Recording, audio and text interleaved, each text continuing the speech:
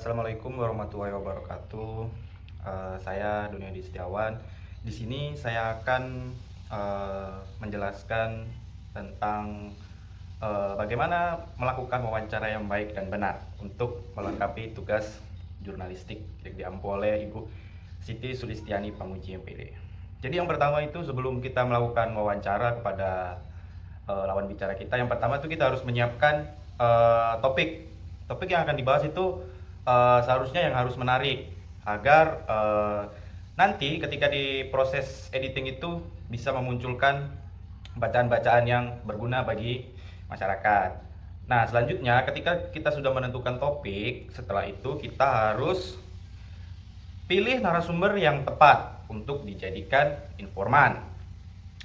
Ketika kita sudah menyelesaikan menentukan topik, terus kita mencari narasumber yang tepat untuk betul-betul informasi itu real dari masyarakat.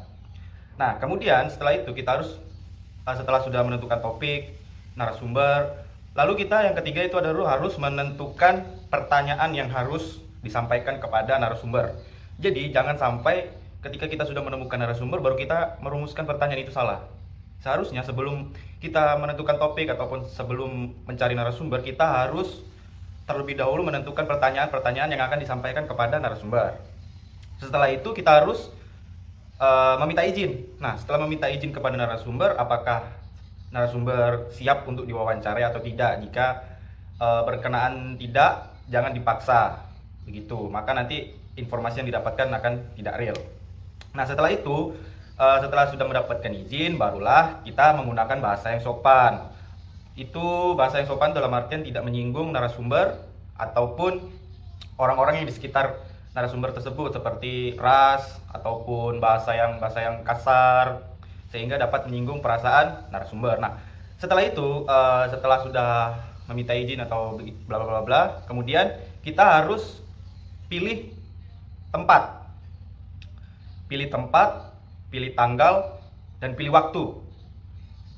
Kita harus tidak bisa memaksa narasumber untuk mengikuti keinginan kita, tetapi kita harus mengikuti keinginan narasumber. Jadi contohnya tuh seperti ketika narasumber menginginkan waktu Senin, jadi kita harus mengikuti waktu Senin karena kita tidak bisa memaksakan bahwasanya narasumber itu harus di waktu ini, karena narasumber juga adalah seorang manusia yang penuh kesibukan. Jadi kita tuh harus mengikuti keinginan narasumber.